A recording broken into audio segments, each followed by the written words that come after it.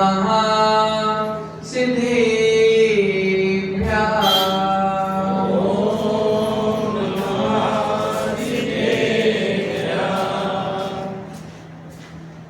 जीवम जीवम लब्बम जिनवर वसहेन दिठ्ठम् देविन्देविन्दवन्दम् वन्दे तं सर्वदा शिरसा। नमो अरिहन्तारम् नमो सिद्धारम् नमो आयर्याणम् नमो वेच्छायाणम् नमो लोये सविसा भूरम्। मेरे पवित्र मन में गुरुदेव आओ। मैं शास्त्र वाचन करूं प्रतिभा जगाओ। अरिहन्ते भाषित सभी श्रुत देवताओं। क्या बोले ना अब मुझे तुम ही बताओ। क्या बोले ना अब मुझे तुम ही बताओ। जय बोलिए पंच परमेष्टि भगवान की जय। अतिशयकारी कुंथुनाथ भगवान की जय। जय बोलिए वर्धमान शासन नायक भगवान महावीर स्वामी की जय। जय बोलिए परम पूजनीय गणाचार्य गुरुदेव विरागी सागर मुनि महाराज की जय। जय बोलिए परम पूजनीय आचार्य भगवंत विशुद्ध सागर जी मुनि महाराज की जय। जय बोलिए परम पूजनीय चक्रवर्ती शास्त्र कवि श्रवणाचार्य गुरुदेव विभव सागर मुनि महाराज की जय। अहिंसामय विश्व जैन धर्म की जय। द्वादशांग जिनवाणी माता की जय। परम पूज्य मुनि श्री सागर जी महाराज की जय।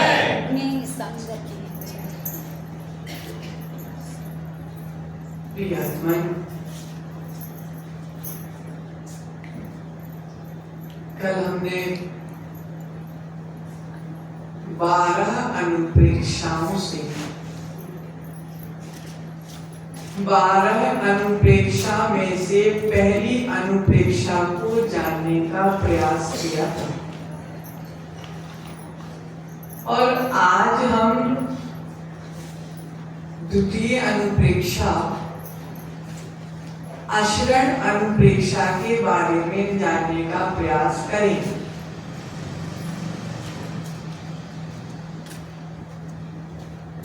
आश्रण भावना हमें स्वाधीन बनाती है। आश्रण भावना हमें स्वाधीनता प्रदान करती है और पराधीनता से बचाती है। क्योंकि जब दुनिया में निश्चय से देखा जाए तो मेरी आत्मा और व्यवहार से देखा जाए तो पंच परमेष्टि ही शरण है। निश्चय से तो आत्मा ही शरण है, आत्मा ही सहारा है और व्यवहार से पंच परमेष्टि ही शरण है और पंच परमेष्टि ही सहारा। ना किसी देव की शरण है, ना किसी देवी की शरण है। शुद्ध भैया, न किसी देव की शरण काम की है, न किसी देवी की शरण काम की है। अगर शरण काम की है तो देवादि देव की शरण।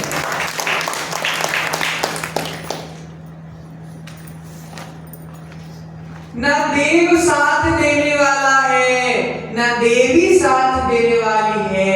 अगर साथ देगा तो देवादि देव की भक्ति साथ देगी।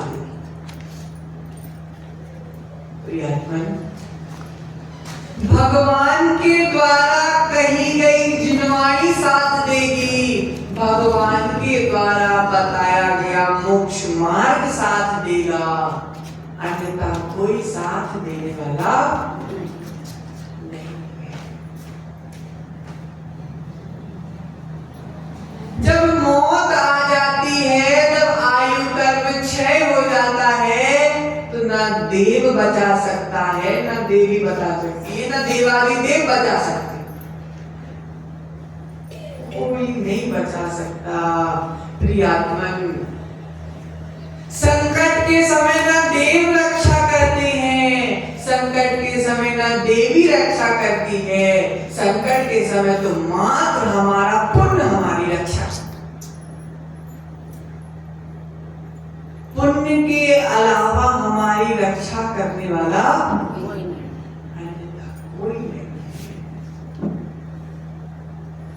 सम्यक दर्शन, सम्यक ज्ञान, सम्यक चारित्र ही तो हमारा सहारा है। रत्नात्रय के सिवाय हमारा सहारा कोई नहीं है। कार्तिकेय अनुप्रेक्षा में स्पष्ट कार्तिकेय स्वामी ने लिखा है कि सम्यक दर्शन, सम्यक ज्ञान और सम्यक चारित्र ही जीव को सहारा दे सकता है, अन्यथा दुनिया में ऐसी कोई वस्तु नहीं है जो जीव को सहारा दे। क्योंकि भाग्य में जो होता है वह कोई छीन नहीं सकता। भाग्य में जो होता है वह कोई छीन नहीं सकता और भाग्य से ज्यादा कोई दे नहीं सकता।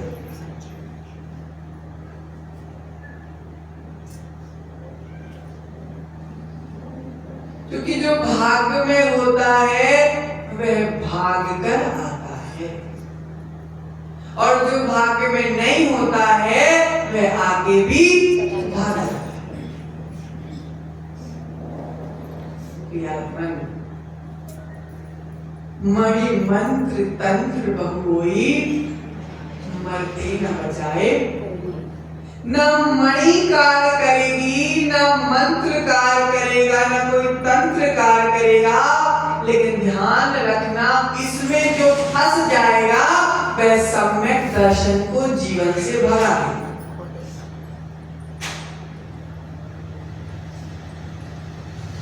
जिसने जीवन बचाने के लिए अन्य के द्वार चले गए तो ध्यान रखना जीवन से सम्यक दर्शन चला जाए।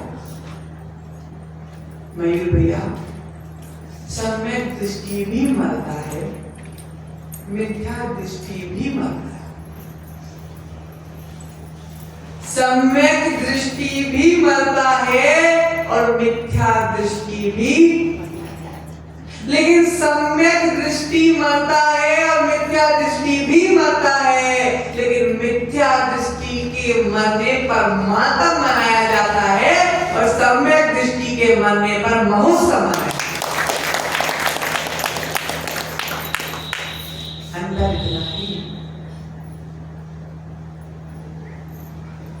न मंत्र मरने से बचा पाते हैं, न तंत्र मरने से बचा पाते हैं, ना कोई झोला छाप बाबा मरने से बचा पाता।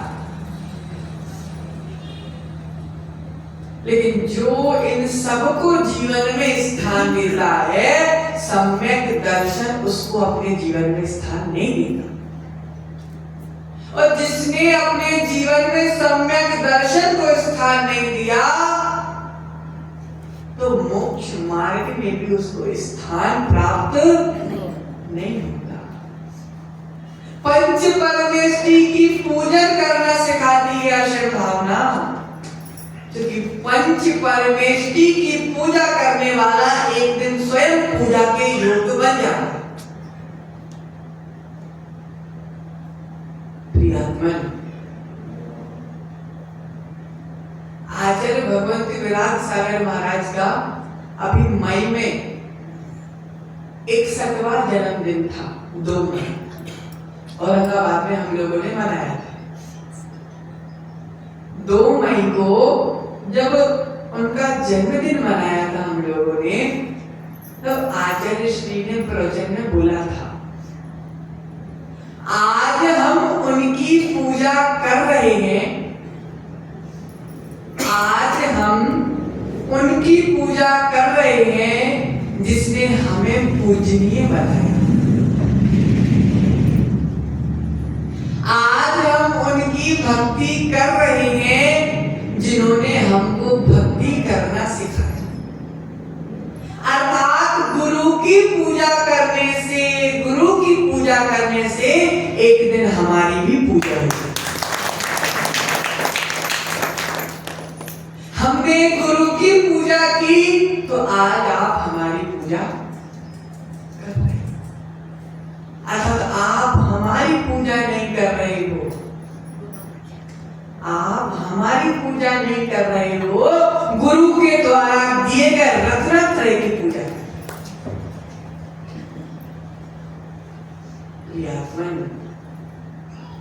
निज के परिणाम जितने निर्मल होंगे, निज का पुण्य जितना प्रबल होगा, तो सर्वदा शरण ही शरण प्राप्त हो जाए।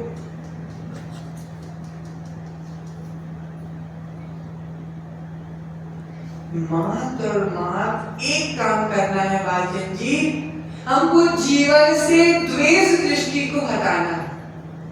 हमको जीवन से द्वेष दृष्टि को हटाना है, हमको जीवन से जलन वाली दृष्टि को हटाना है, और हमको जीवन में स्वभाव वाली दृष्टि को लाना है। फिर देखना, आत्मा के अलावा कोई प्यार नहीं करने वाला। जब स्वभाव के प्रति दृष्टि चली जाएगी, जब स्वभाव के प्रति प्रेम हो जाएगा, तो ना बच्चों से प्रेम बचेगा, ना माँ बाप से प्रेम बचेगा, ना बीवी से प्रेम बचेगा, मात्र प्रेम बचेगा तो आत्मा से प्रेम बचेगा। जिसने जीवन में आत्मा से प्रेम कर लिया, जिसने जीवन में आत्मा से प्रेम कर लिया, तो मयूर भैया मोक्ष रूपी लक्ष्मी अपने आप प्रेम करने आगे आ जाए।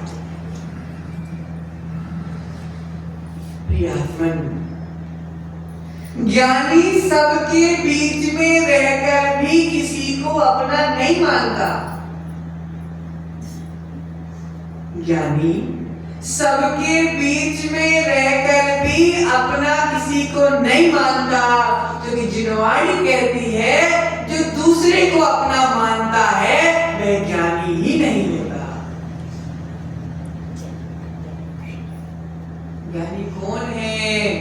जो सबके बीच में रहकर भी किसी को अपना ना माने, और जो सबके बीच में रहकर या सबसे अलग होके भी दूसरे को अपना मानता है, वह जीव ज्ञानी होता ही नहीं है।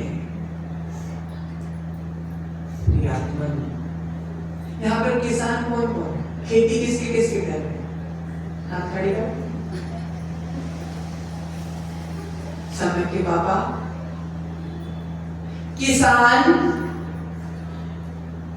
गाय के गोबर को भी मिट्टी में मिलाकर खाद बना लिया है। किसान गाय के गोबर को भी मिट्टी में मिलाता है, जिस गोबर की कोई कीमत नहीं होती। गोबर मल है, मल। जिस प्रकार गाय के गोबर को किसान मिट्टी में मिलाकर मोती जैसी फसल उगाता है, जिस प्रकार शुद्ध भैया किसान गोबर को मिट्टी में मिलाकर मोती जैसी फसल उगाता है, उसी प्रकार ज्ञानी इस गोबर के समान शरीर को, इस गोबर के समान शरीर को धर्म की मिट्टी में मिलाकर रत्नत्रय की फसल उगाता है।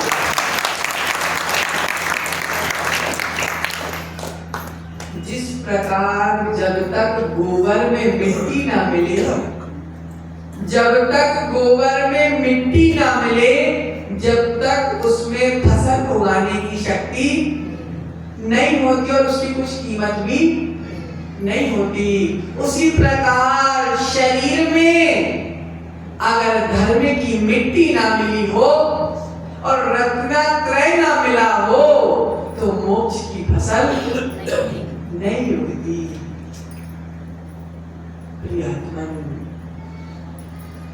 दुनिया में कार्य बताने वाले तो बहुत मिले, ऐसा नहीं ऐसा करो, ऐसा नहीं ऐसा करो, तुम गलत हो हम सही हैं, लोगों की दृष्टि ही होती, वो तो ऐसा है, वो तो वैसा है, वो तो ऐसा है। जिनवाणी कहती है उसको नहीं देखना है, हमको अपने आप को देखना है।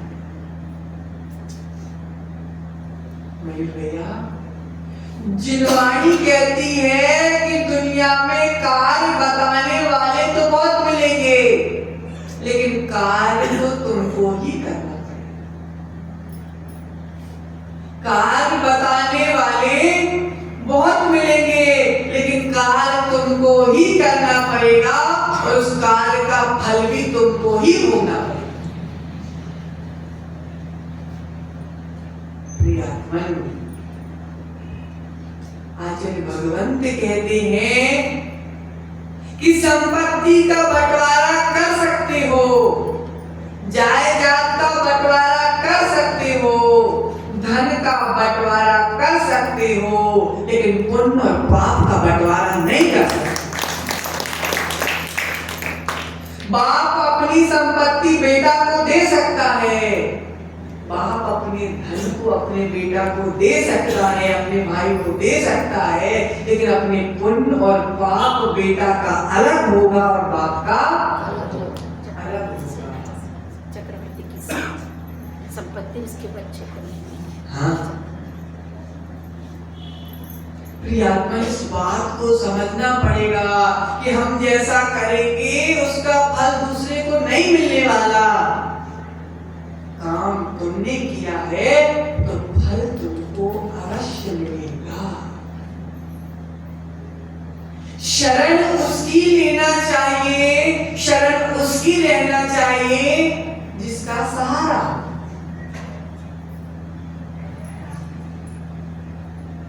जिसका सहारा होता है उसकी ही शरण लेनी चाहिए। जिनवाणी कहती है आत्मा के अलावा हमारा सहारा कोई नहीं है, इसलिए हमारी शरण हमारी आत्मा ही है। प्रियात्मन, दूसरे की शरण में जाओगे, रागी द्वेषी के शरण में जाओगे, मिथ्या दृष्टि देवी देवता की शरण में जाओगे तो अपने हाथ से अपने पैर में कुल्हाड़ी मार बैठो। अन्य की शरण में जाने से सबसे पहले मयूर भैया समय बर्बाद होता है। सबसे पहले समय बर्बाद होता है। जितने समय में तुम रागी द्वेषी को नमस्कार कर रहे हो, अगर उतने समय में वीतरागी को नमस्कार कर लेते तो जीवन का कल्याण हो।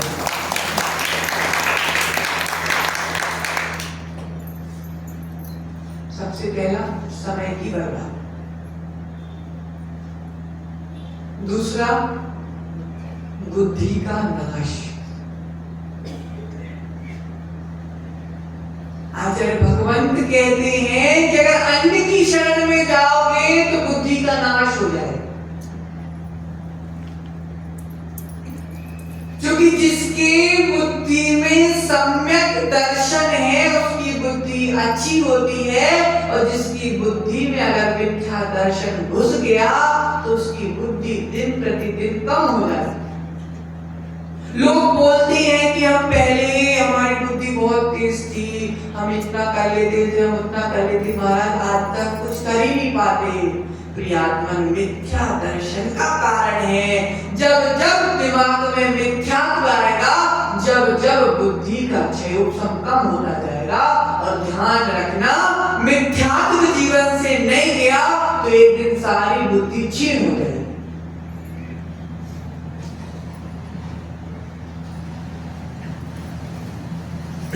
अगर अन्य की शरण में जाते हैं तो तीसरा काम चारित्र का भी नाश हो जाता है, क्योंकि चारित्रहीन को नमस्कार करने से हम चारित्रवान नहीं बन सकते। स्पष्ट बात है। चारित्रहीन को नमस्कार करने से हम चारित्रवान नहीं बन सकते। जिनको नमस्कार करने से हमको राग की शिक्षा मिलती हो, जिनको नमस्कार करने से हमको भोग विलास की शिक्षा मिलती हो, जिनको नमस्कार करने से हमको वासना की शिक्षा मिलती हो, तो हमारा जीवन कैसे सुधरेगा? प्रियात्मन, अन्य को नमस्कार करोगे तो अपने चारित्र का नाश कर बैठो।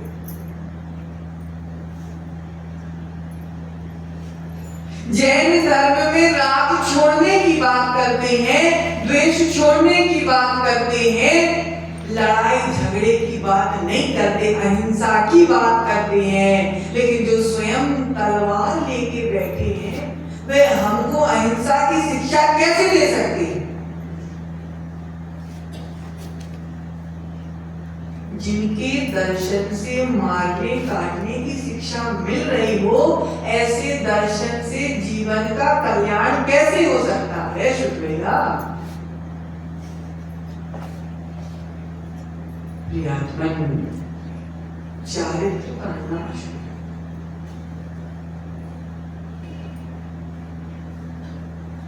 फिर चौथा, अगर अन्य के निमित्त से हम अन्य के पास जाएंगे, अगर हम अन्य के द्वार में भटकेंगे तो महेंद्र भैया हम अपने धर्म का नाश करेंगे। हम अपने वीतरागी धर्म का अप्रभावता कर देंगे, हम अपने वीतरागी धर्म की नाक कटवा देंगे। जिसके पास 1000 किलो सोना रखा हो, अगर वह दूसरे के द्वार में 1 किलो मिट्टी लेने जाए तो वह पागल है कि बुद्धिमान? बोलो ना। पागल। जिसके पास साक्षात वीतरागी भगवान बैठे हो और वह रागी के चरणों में अपनी मन्नतें मांगे तो वह पागल है कि बुद्धिमान है? बोलो, तेज बोलो। पागल है। पागल है, मूर्ख है, भ्रष्ट है। धर्म का नाश कर रहे। पांचवी चीज, अगर हम अन्य के द्वारे भटकने जाएंगे, अन्य के द्वारे में सिर झुकाने जाएंगे, तो हम अपनी सुख, शांति और समृद्धि का भी नाश करेंगे।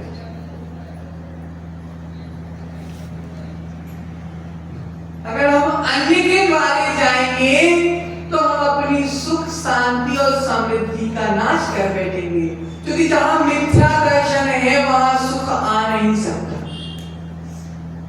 जहां मिथ्या दर्शन है वहां शांति आ नहीं सकती, और जहां पर सुख नहीं है, जहां पर शांति नहीं है, वहां पर समृद्धि आ नहीं सकती। इसलिए अगर मिथ्या दर्शन के राग में मन्नतें मांगने के लिए भटकोगे तो अपना सुख, चैन सब अपने हाथ से नष्ट कर दो। जिनवाणी कहती है कि पंच परमेष्टि की शरण में जाओगे भैया, पंच परमेष्टि की शरण में जाओगे तो आप अपने समय का सदुपयोग करोगे। पंच परमेष्टि की शरण में जाओगे तो आप अपने समय का सदुपयोग करोगे। पंच परमेष्टि की शरण में जाओगे तो आप अपनी बुद्धि का विकास करोगे। पंच परमेष्टि की शरण में जाओगे तो आप अपनी चारित्र की वृद्धि करोगे। पंच परमेष्टि की शरण में जाओगे तो आप अपने दिगंबर धर्म का प्रचार करोगे। पंच परमेष्टि की शरण में जाओगे तो आप अपनी सुख को, शांति को, समृद्धि को दिन दूनी रात चौगुनी। पंच परमेष्टि की शरण में जाओगे तो आप अपने जीवन का कल्याण करोगे। प्रियात्मन, शरण तो मात्र पंच परमेष्टि ही है। व्यवहार से, मात्र श्रद्धा से कार्य होता है।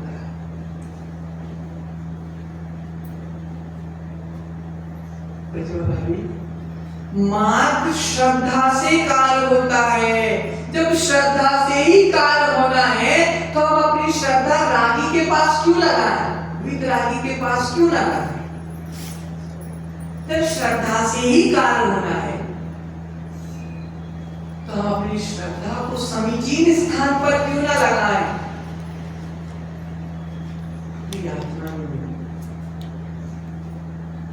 भगवंत कहते हैं सम्यक दर्शन का नाश होना सम्यक ज्ञान का भी नाश होना है। संयम, सम्यक दर्शन का नाश होना सम्यक ज्ञान का नाश होना है, और सम्यक दर्शन का नाश होना, सम्यक ज्ञान का नाश होना, सम्यक चारित्र का भी नाश होना है।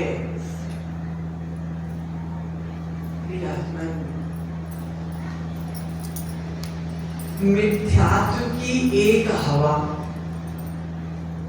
मिथ्यात्व की एक हवा सम्यक दर्शन को, रत्नत्रय को उड़ा ले जाती है।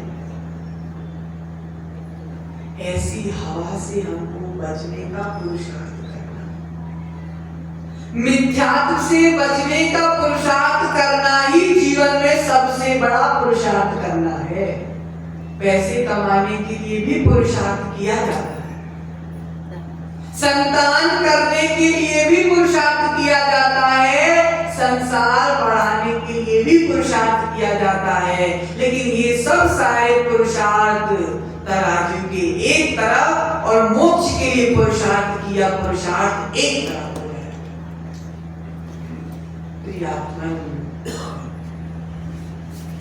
मेहनत तो रोड में झाड़ू लगाने वाला भी करता है, और मेहनत तो कमरे में बैठकर ध्यान करने वाला साधु भी मेहनत करता है। मेहनत झाड़ू लगाने वाला भी करता है, और मेहनत तो कमरे में शांति से बैठकर साधु भी करता है। एक की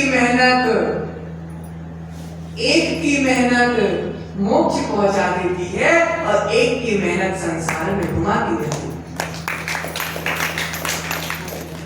मेहनत दोनों का, मेहनत एक पेट पालने के लिए मेहनत करता है, और एक आत्मा को परमात्मा बनाने के लिए मेहनत। जिसने आत्मा को परमात्मा बनाने के लिए मेहनत की, उसको बाकी मेहनत करने की जरूरत नहीं। न खाना बनाने की मेहनत करना, न खाना खाने बस की मेहनत करना, न खिलाने की मेहनत करना, न किसी चीज की मेहनत करना। मात्र आत्मा के ऊपर मेहनत, और जिसने आत्मा के ऊपर मेहनत कर ली, उसको जीवन में कहीं मेहनत करने की आवश्यकता नहीं होती। प्रिय आत्मा,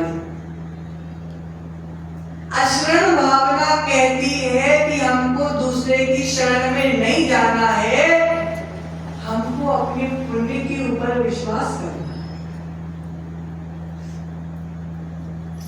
कि बाबा मात्र पुण्य के ऊपर विश्वास करना है, जिस पुण्य के कारण हम इतनी योनियों में भटकते भटकते हमको मनुष्य योनि की प्राप्ति हो गई, जिस पुण्य के कारण मनुष्य योनि की प्राप्ति हो गई, जिस पुण्य के कारण जैन कुल की प्राप्ति हो गई, जिस पुण्य के कारण अरिहंत भगवान की शरण की प्राप्ति हो गई, जिस पुण्य के कारण पंच परमेष्टि की शरण की प्राप्ति हो गई, उस पुण्य के कारण तुमको संसार की छोटी मोटी सुविधा प्राप्त नहीं होगी क्या?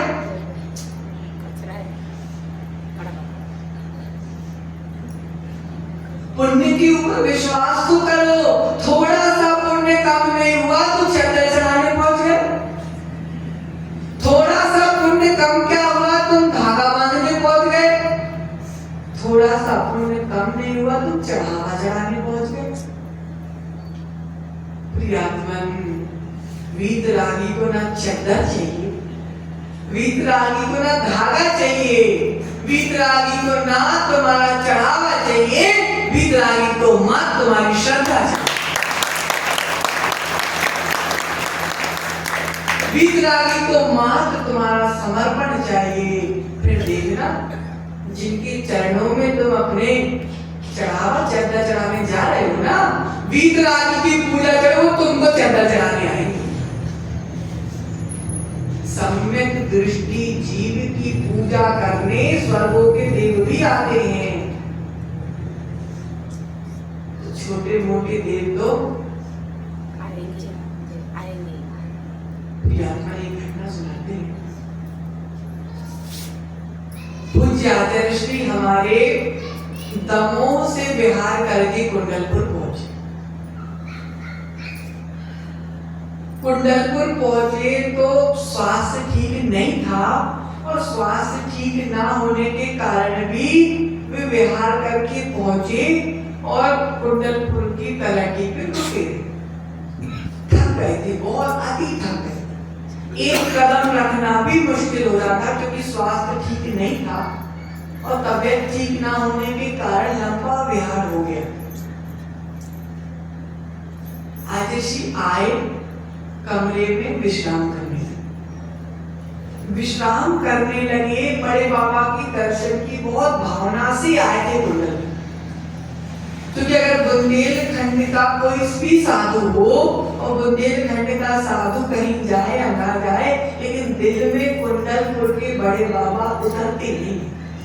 कुंडलपुर के बुंदेलखंड के अगर कोई देवता है तो कुंडलपुर के बड़े बाबा। हम लोगों ने जीवन से बड़े बाबा का नाम सुना है तो कुंडलपुर के बड़े। तो आचार्य पहुंचे और आचार्य कमरे में विश्राम कर रहे, और 1 घंटे बाद निकले आचार्य, और आचार्य पूरी तरीके से स्वस्थ हो गए। तो आचार्य से पूछा, आचार्य अभी स्वास्थ्य खराब है और अच्छे कैसे हो गए? आचार्य ने बोला, मुझको स्वयं विश्वास नहीं है। जब मैं विश्राम कर रहा था कमरे में कोई नहीं था, लेकिन मेरी वैयक्ति हुई।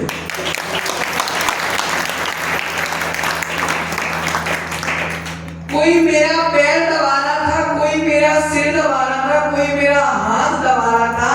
कमरे में कोई नहीं था, अंदर से दरवाजा लगा था, लेकिन मेरी वैयक्ति किसने की मुझको नहीं पता। प्रियात्मन, बड़े बाबा वैयक्ति करने नहीं आए, बड़े बाबा वैयक्ति करने नहीं आए। बड़े बाबा के प्रति जो श्रद्धा थी, बड़े बाबा के प्रति जो भक्ति थी, तो स्वर्ग के देव भी वैयक्ति। सच्ची कहानी बता, 2009 की या 13 की बात। आचार्य 2 बार कुंडलपुर गए, शायद 2009 या 13, सन 13 की बात, स्पष्ट बात। चत्तारी शरणम पहुंच, चत्तारी शरणम, 4 ही शरण हैं, अरहंत शरणम पहुंच। अरिहंत भगवान की पहली शरण है। सिद्धे शरणम भवत्सनम। सिद्ध भगवान की दूसरी शरण है साधु शरणम भवत्सामी। आचार उपाध्याय साधु तीनों ही साधु शरणम भवत्सामी साधु की तीसरी शरण है। और धम्मम शरणम भवत्सामी धर्म की चौथी शरण है। व्यवहार से इस 4 शरण के अलावा 5वीं शरण कोई सी नहीं। 4 ही शरण है। और ये 4 ही शरण की शरण में जो पहुंच गया, इन 4 शरण की शरण में जो पहुंच गया उसको सिद्ध शिला पर शरण प्राप्त हो जाती है। इसलिए न माँ बाप की शरण है, न मित्र कुटुंब की शरण है, न किसी देवी देवता की शरण है। इसका मतलब ये नहीं है कि आप देवी देवता में यक्ष यक्षिणी शासन देवी देवताओं का अपमान करने लगो। शासन देवी देवता तो स्वयं वीतरागी के चरणों में है। वो तो सच्चे सम्यक दृष्टि है। उनको अपमान नहीं करना है, उनके साथ मिलकर वीतरागी की भक्ति करना है।